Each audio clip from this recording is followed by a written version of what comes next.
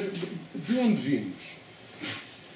Nós vimos e estamos debaixo de um conjunto de argumentos, portanto, toda uma construção teórica e desenvolvimento de políticas na prática, que, ancorando-se sempre nas justificações da crise, a crise tomada como uma instituição, usam-na no singular para sistematicamente estar a recorrer a ela, enquanto que se colocasse no plural permitia outras considerações.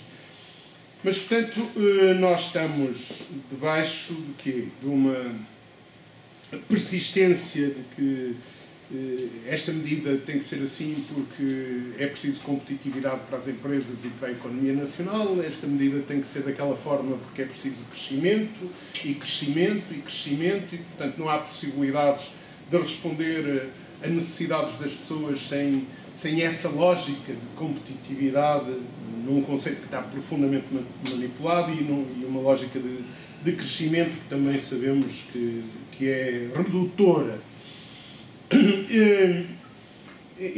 Portanto, isso sistematicamente leva, em relação ao trabalho, a subjugar direitos, a subjugar condições de trabalho, em nome desses valores maiores. Em Portugal foi utilizado as políticas económicas de desvalorização interna. Está presente na sala um dos meus colegas e amigos que mais têm trabalhado esta questão, o José Maria Castro Caldas. E o que é que significou essa política económica de desvalorização interna? Assentou fundamentalmente na responsabilização do trabalho pelos bloqueios que se invocavam em nome da crise. Portanto, direta e indiretamente sobre o trabalho, aplicados a um conjunto de medidas que levaram à redução de condições materiais, à redução de direitos, à redução de direitos diretos e indiretos, às implicações diretas do trabalho, daquilo que um trabalho valorizado e digno deve representar, mas também às implicações indiretas, não é? Com amputações de meios para a prestação de serviços sociais fundamentais que historicamente estão associados ao trabalho, e muitos deles ainda não se encontrou o caminho de compensação que permita reduzir essa relação com o trabalho. Estou-me a lembrar da segurança social, mas há outros, até se pode falar da saúde, etc. Bem, portanto, vimos daí, ainda estamos aí, e, portanto, também uma lógica de vamos aproveitar o que está a dar, o que podemos deitar a mão. É assim que o turismo tem sido visto, digamos, para simplificar, talvez com insuficiente análise crítica e uma observação atenta das vantagens e dos bloqueios que esta especialização da economia afunilada pode provocar. Desde logo, o turismo tem conexões profundas com matérias que vocês aqui trazem no vosso estudo, não é? Portanto, houve como é que está o trabalho? Houve um ataque às instituições de regulação das relações laborais, um ataque à contratação coletiva, a desvalorização da contratação coletiva, já referirei isso de forma mais forte à frente. Desvalorização do diálogo social. O diálogo social não é só o funcionamento da concertação social. Essa instituição tem sido profundamente manipulada, né? Submetida a agendas que não deixou de ser a instrumentalização, ou, digamos, deixou de ter a carga tradicional que tinha situada apenas na governamentalização da estrutura de topo do diálogo social, para submeter essa estrutura a uma agenda externa. E, portanto, o exercício da Troika e do governo anterior foi esse forçar a essa subjugação, o que leva a uma limitação ainda maior dos argumentos para defender direitos, porque há uma entidade externa, suprema, que impõe, e, portanto, nós não podemos fazer nada. Portanto, este ataque às instituições de regulação das relações laborais, repito, o diálogo social não é só concertação social, é a efetividade do diálogo a nível dos espaços de trabalho. ou se não há diálogo, negociação, e ela tem diminuído de forma assustadora e, como disse, a contratação coletiva. Contemporização com uma harmonização social no retrocesso. E esse venho de uma discussão em que este tópico esteve muito em relevo, ou seja, nos direitos no trabalho, nos direitos sociais, a invocação sempre de exemplos de quem tem menos para ir retirando, e quando faltam exemplos no plano nacional usa-se o plano internacional e as inevitabilidades da competitividade global para nos submetermos a isto. Portanto, uma harmonização que leva à inculcação nas pessoas de coisas que resultam, por exemplo, no senso comum hoje está mais ou menos adquirido que cumprir a lei em Portugal é cumprir os mínimos. Tudo o que for acima... É impressionante, não é? Estes comentadores, tudo o que for, qualquer coisa acima de mínimos são benesses. É algo que é duvidoso. Como se uma sociedade democrática se fizesse de apenas de mínimos. Os mínimos têm um significado importante nas sociedades democráticas, mas não devem ser mais do que isso, o mínimo. E, portanto, nós estamos com uma tendência para aceitar que o salário mínimo nacional seja uma espécie de salário nacional e não salário mínimo. Nós vimos na argumentação em torno da Alta Europa uma argumentação em torno da Alta Europa, por exemplo, em que apenas se dava a visão do lado, para além dos disparates, dizer que o problema na Alta Europa era a disputa político-partidária entre os trabalhadores. Um absurdo, é de quem não conhece nada do que aquilo é. O que está ali em causa é a alteração do modelo de trabalho na Alta Europa e do enquadramento legal, até, de instrumento de regulamentação de trabalho, que ancorava até agora as relações de trabalho, porque na Alta Europa negociam-se aspectos específicos para a empresa, mas há um instrumento coletivo que ancora todos os outros direitos dos trabalhadores. Por exemplo, onde estava o trabalho ao fim de semana. E diz-se, né, e usa-se, os trabalhadores da Alta Europa, a proposta que a administração faz, cumpre a lei e ainda dá mais de 175 euros por mês acima da lei. O que é a lei? É os mínimos. Mas não dizem que a outra lei que está em vigor, que é o antigo, o contrato, que até hoje regulou as relações, os mecanismos estão nisso, e um contrato coletivo tem valor de lei como qualquer outra lei.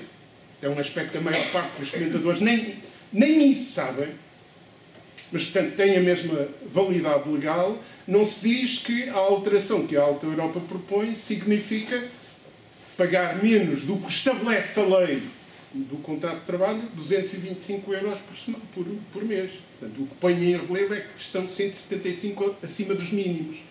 Portanto, toda esta lógica, não é, que leva ao disparate, agora nos últimos dias, esta ofensiva novamente contra os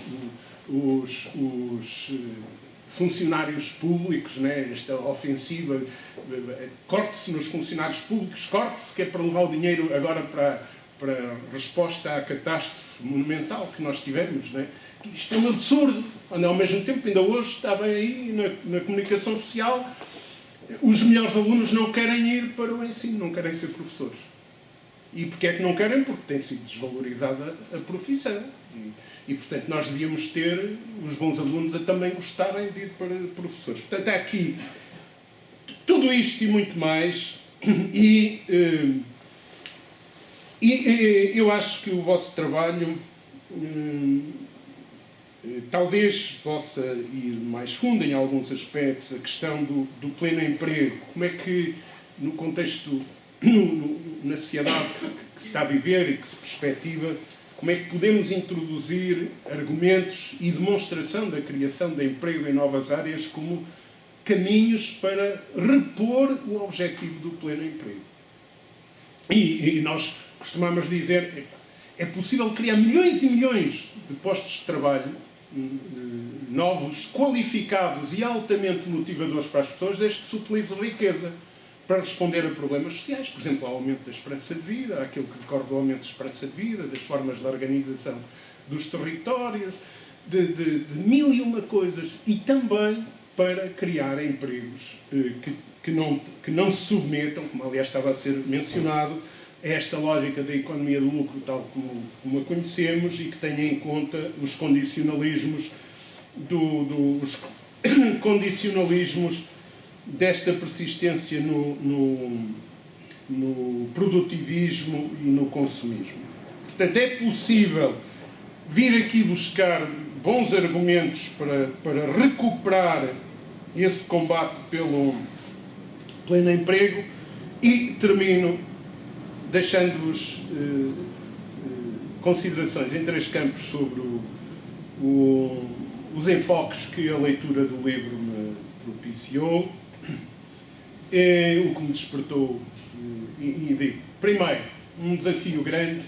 Eu, ao ler o livro, espero que haja muita gente que o leia, ao ler o vosso trabalho, um desafio grande à reflexão sobre o conceito de emprego para o clima que vocês aqui trazem e das dimensões múltiplas que esse conceito, ou que se podem identificar em torno do conceito. Segundo campo, amplitude dos setores e serviços onde se pode criar emprego.